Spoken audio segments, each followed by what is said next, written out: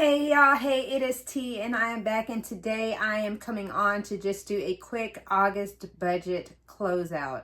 My budget ended on the 24th of this month, so I'm going to go ahead and close August out. August was a very expense-filled month for us. We had a water heater replacement to pay for, and we had a church donation that was significant, and so our monthly budget for the month of August was a little shy of $10,000. And in fact, I expected it to be close to $10,000. However, please keep in mind that we did have $300.63 in rollover from the month of July that would be applied to this month as well. So let's get into the budget and see what we did. I've made a bunch of changes on this budget, so stay tuned.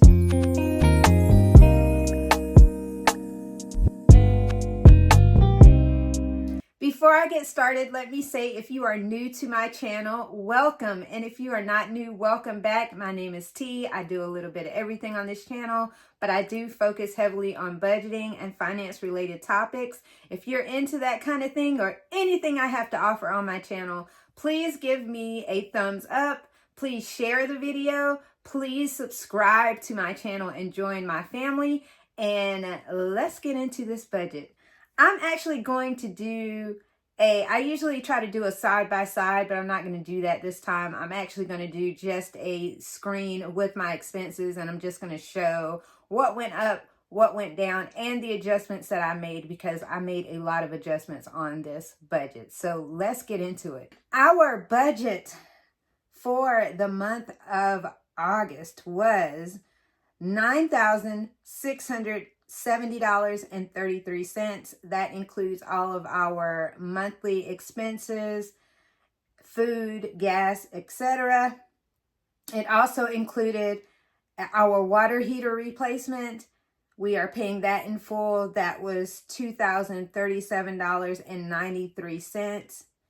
And we also had a donation to our church. We were helping them to replace their sign, and I expected that to be $2,500. So those were the bigger items on this budget.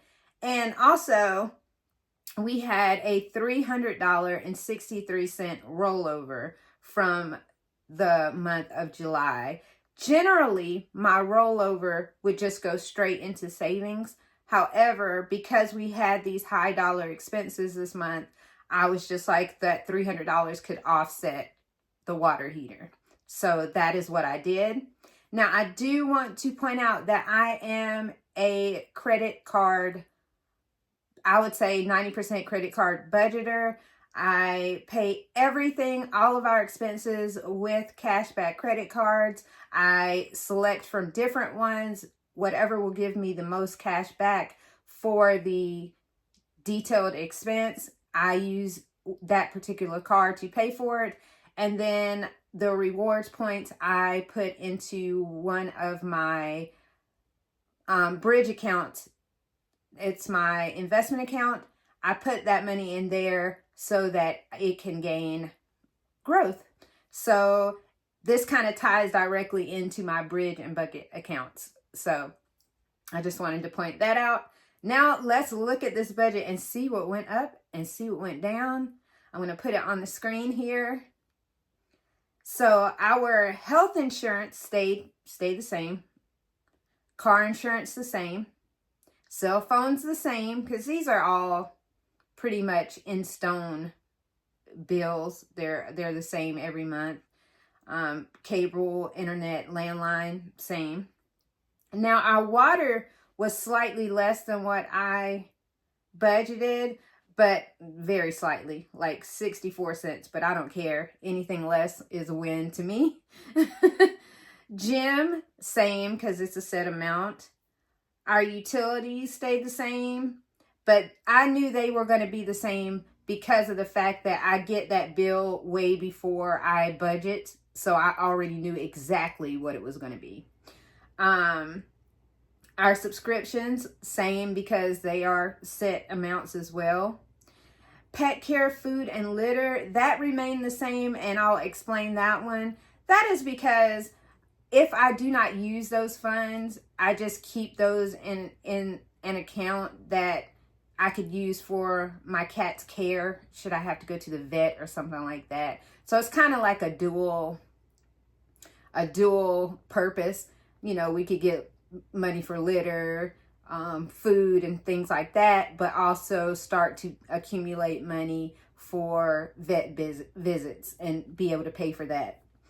So gas was way higher. Now, why was it way higher? It is because my husband went to visit his parents in Pennsylvania, and when he went, his gas expenses, of course, were higher.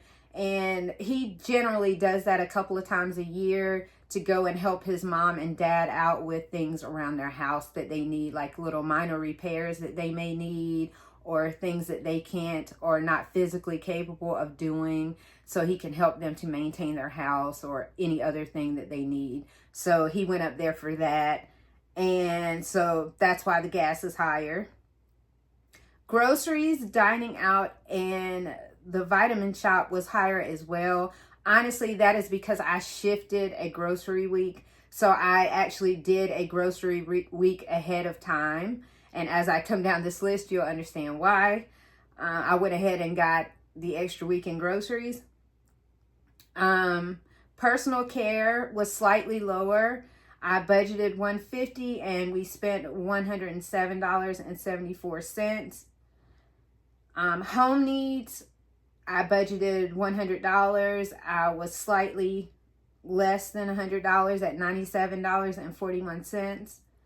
Miscellaneous was a little bit higher than I expected. I talked about that as well, that I put some money in there to get some things that I wanted to get for the house. It's kind of the house, but not necessarily something I would put in the home needs category. So that was slightly higher. Instead of $250, I spent $258.97. Now, I added my niece's birthday. I shifted that from September. That would generally be a September expense, but I shifted it back to, excuse me, I shifted it back to August because of another expense being lower. So I shifted that. So you can see the little plus sign is an addition to the budget. And then the water heater, $2,037.93, exactly the same because we had already paid for that. So my total credit card, I had budgeted $5,364.95. The actual was higher at $5,986.29. Now, this is the reason that I shifted my niece's stuff and the groceries. And that is because the church expense, you know, I had thought we budgeted $2,500, but I thought it would be more. It could be $2,800, $2,900, whatever. It ended up being $2,095, which was significantly less than what we had budgeted for. Praise God. But, you know, I'm glad either way we were going to do it. So I'm just glad we were able to help. So because of that, I shifted some things back to August so I could go ahead and knock them out since I had already budgeted higher anyway. The mortgage it remained the same. We still paid our principal payment with our escrow and one additional principal payment for the $1,805.38.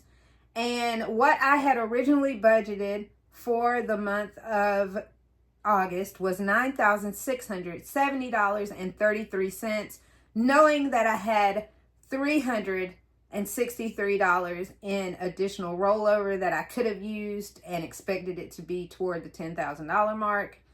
Well, my actual was $9,886.67. Once that July rollover offset that, I still had $84.29 remaining. So we still had money left over. It's not necessarily under, but technically, I guess you could say that since we were offsetting by that $300.63. So I'm really happy because there's some expenses that I shifted. So that will mean that my September budget can be lower. And I'm happy that we were able to get everything done, everything paid, everything taken care of. And we were still under the $10,000 mark. So I'm pleased with this. I'm really pleased with this.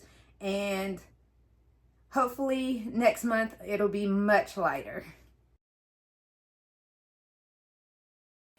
So really quickly, since I'm going over budgeting and I'm going over how I do my budgets and that I use my credit cards, I wanted to answer a question that I had on my last video. Dr. Ninja Turtle asked how I determine my statement closing date and when to pay it by the statement close date. Now, credit card companies should show you somewhere when your statement close date is.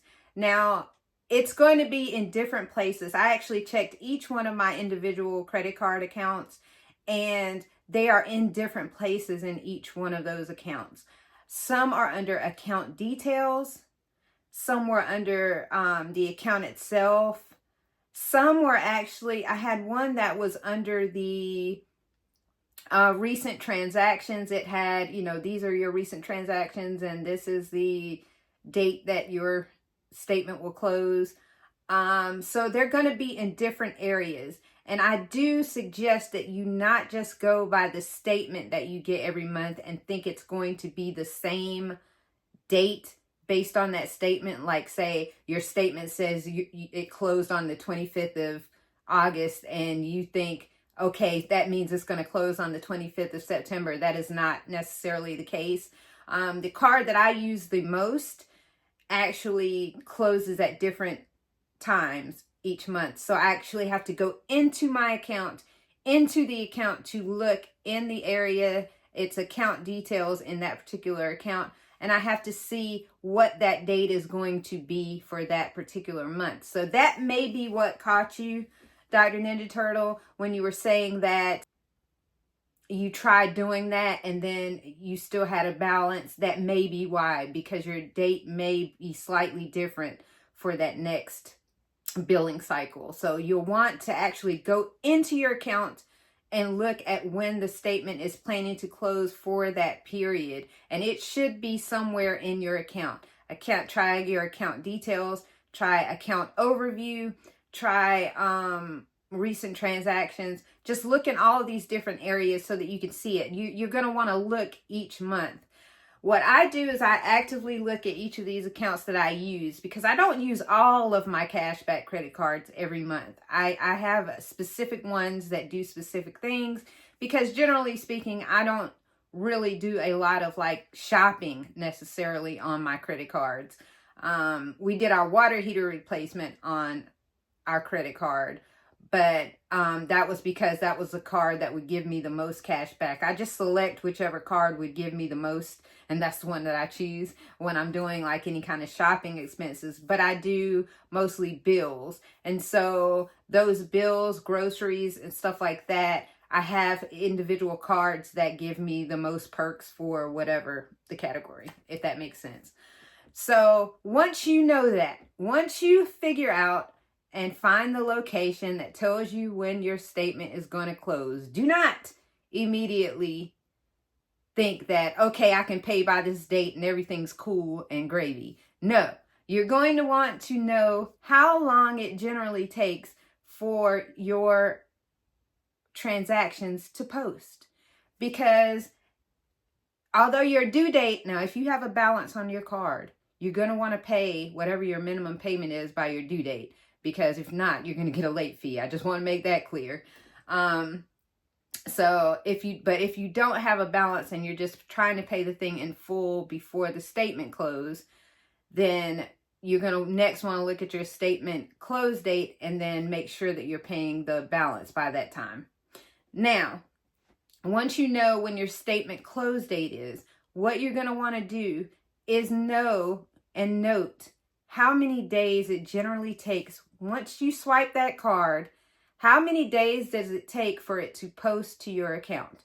I have noted each one of my accounts how long on average it takes for them to post. Most of them is 2 days. Some of them it's as fast as 24 hours.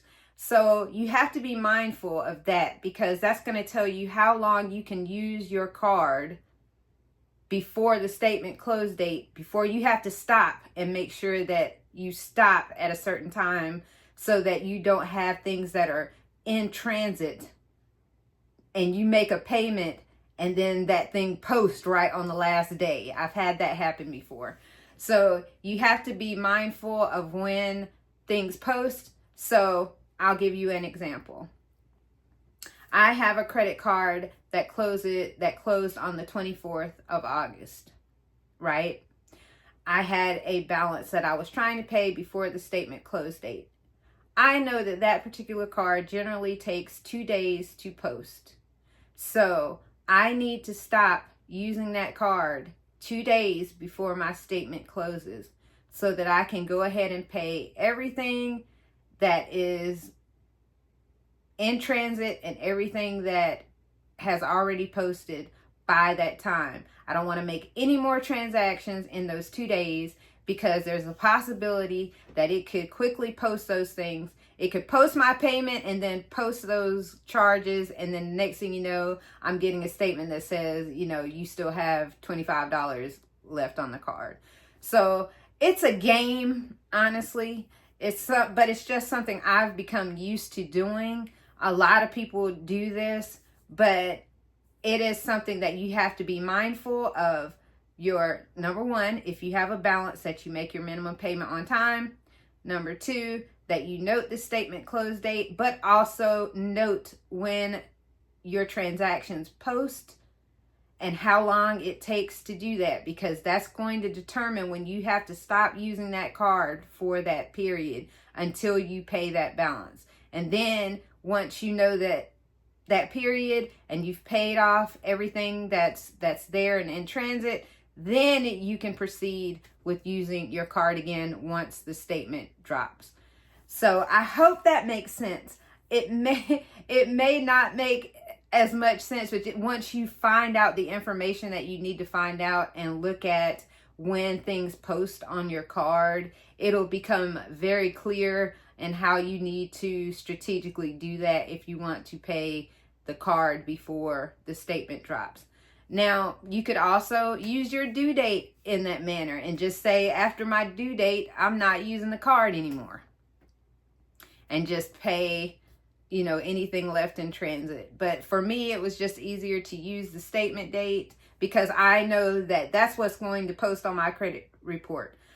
Contrary to popular belief, your due date is not really what's left on your due date is not necessarily what's going to be on your credit report. It's going to be whatever is there at your statement closing date time. That balance is what's going to post on your credit report.